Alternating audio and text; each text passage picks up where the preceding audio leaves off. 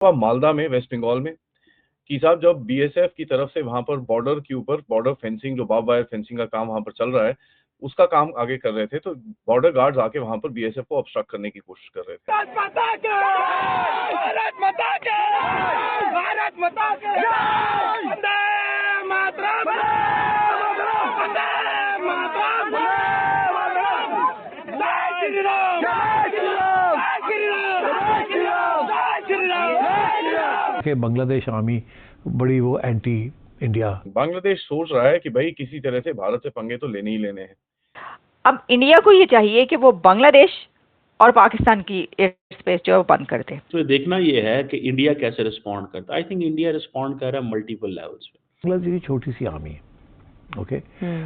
India की तरफ से फ्लाइट्स बंद कर दी जाएंगी, बांग्लादेश और पाकिस्तान की एयर स्पेस बंद कर दी जाएगी। मेजर गौरव वारिया वो भी ये कहते हैं कि अगर हम 13 दिनों में बांग्लादेश क्रिएट कर सकते हैं तो 3 दिनों में डिसमेंबर भी कर सकते हैं। पाकिस्तान और बांग्लादेश के ताल्लुकात, बांग्लादेश की क्या पोजीशन होगी कि पाकिस्तान की तरफ से ऑलरेडी इंडिया की जो फ्लाइट्स हैं वो शट डाउन है। नमस्कार साथियों, जय हिंद जय भारत। हिंदू टाइम न्यूज में आप सबका स्वागत है। दोस्तों, भारत बांग्लादेश अंतर्राष्ट्रीय सीमा की एक वीडियो सोशल मीडिया पर तेजी से वायरल हो रहा है, जिसमें बांग्लादेश बॉर्डर गार्ड को खदेड़ने की और साथ में भारतीयों की तरफ से वंदे मातरम और जय श्री राम की नारे लगाया जा रहा है।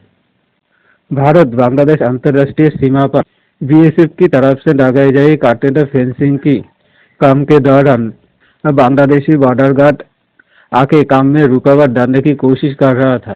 इस रुकावट के दौरान स्थानीय ग्रामीण बाशिंदा इकट्ठा हो गया और बांग्लादेश बॉर्डर गार्ड को पीछे ढकेलने में बीएसएफ की मदद करने लगा। इसी दौरान स्थानीय ग्रामवासी ने वंदे मातरम और जय श्री राम के नारे लगाना शुरू कर दिया। स्थानीय ग्रामवासी की डर से बांग्लादेश बॉर्डर गार्ड आर्मी भयभीत हो गया और वहां से भागने लगा। इस झड़प से बाद बीएसएफ ने अपना काम जोरों शोरों से करना शुरू कर दिया।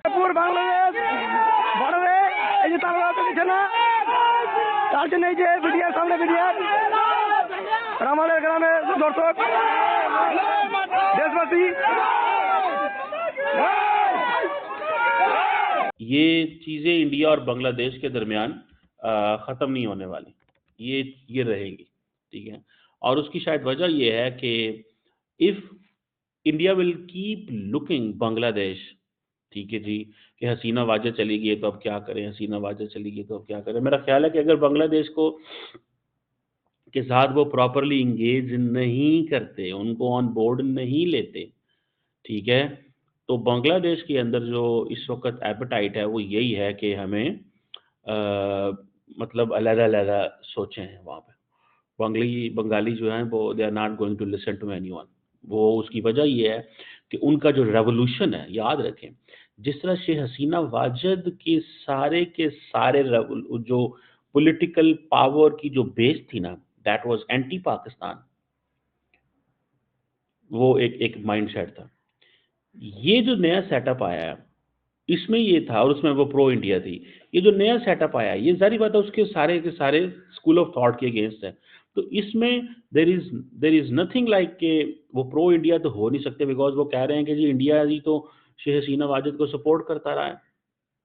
पाकिस्तान के साथ वो बड़े केयरफुल जाएंगे, it will take them some time, but Pakistan जो है वो if they will keep looking Pakistan from the lens के जी हम मुसलमान हैं, तो एक अलग बात है।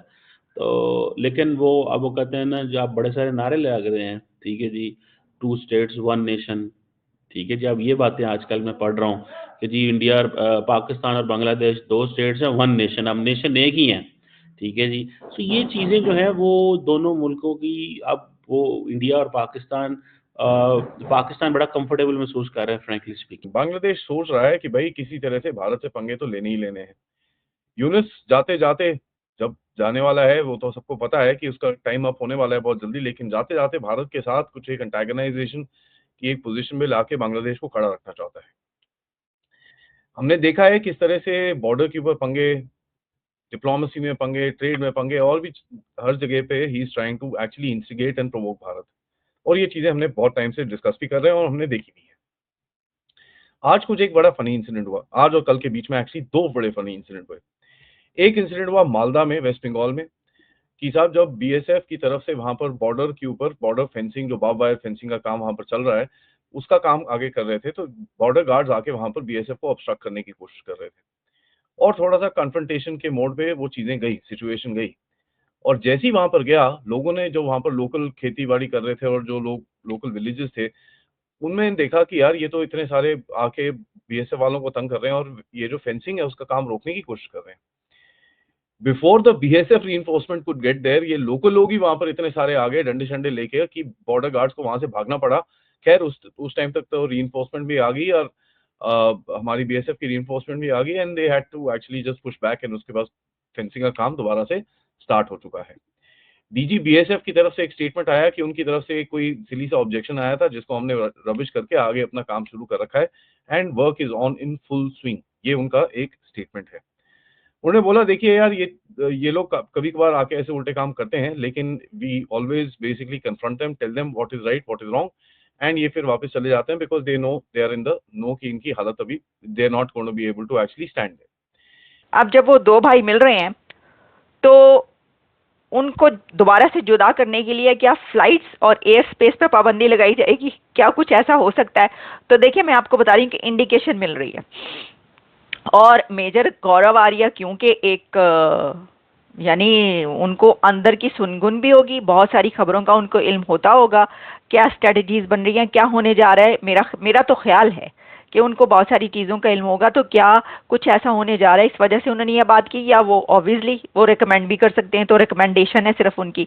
लेकिन उन्होंने अपने प्रोग्राम में ये कहा कि अब ये करना चाहिए इंडिया को कि वो बांग्लादेश और पाकिस्तान की ये जो स्पेस है ये बंद कर दे, शट डाउन कर दे ये फ्लाइट्स।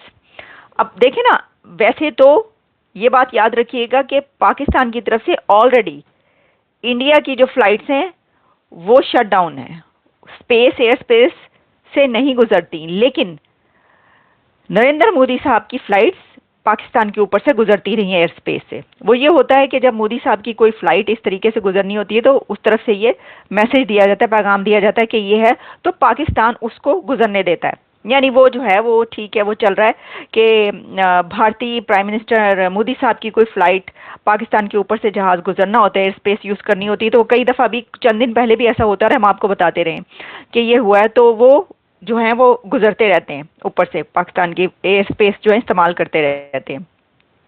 लेकिन जो बाकी फ्लाइट्स हैं उसके लिए इजाज़त नहीं है पाकिस्तान के ऊपर से गुजरने की, इंडियन फ्लाइट्स को।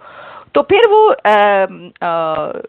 जो मेजर साहब है उन्होंने ये कहा कि अब इंडिया को ये चाहिए कि वो बांग्लादेश और पाकिस्तान की एयर स्पेस जो है वो बंद कर दे, ताकि वो अगर एक दूसरे से मिलने, बिछड़े हुए दो भाई एक दूसरे से मिलने की कोशिश करें तो उनको या तो श्रीलंका की तरफ से जाना पड़े या चाइना की तरफ से जाना पड़े या कहीं और से उड़ा के दो परिंदे जो हैं वो जाकर वहां पे मिलें।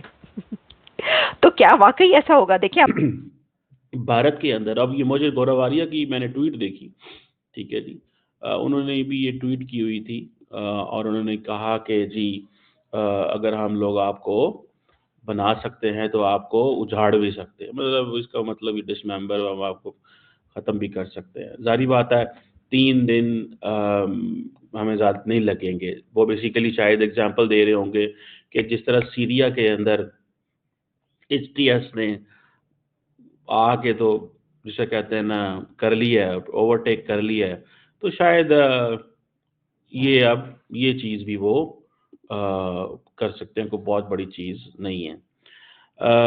अब ये चीज़ जो है कि जी बंगाली जो लोग हैं वो इस तरह की चीज़ चाहते हैं कि असम, वेस्ट बंगाल और नॉर्दर्न स्टेट्स में हम जो है वो जा सकते हैं। बेसिकली जारी बात है हिस्टोरिकल एंड कल्चरल कनेक्शंस तो मौजूद हैं, ठीक है। बिफोर पार्टीशन ऑफ इंडिया की जो 1947 में Bengal was a single province होता था, ठीक है जी, और कल्चरल लिंग्विस्टिक हिस्टोरिकल टाइज मौजूद हैं, ठीक है जी। लेकिन जैसे मैंने कहा कि ये कॉन्स्पिरेसी थेरीज हैं, ये बांग्लादेश के जो जिसे वो कहते हैं ना, क्योंकि इस वक्त इंडिया और बांग्लादेश की आपस में ठनी हुई है,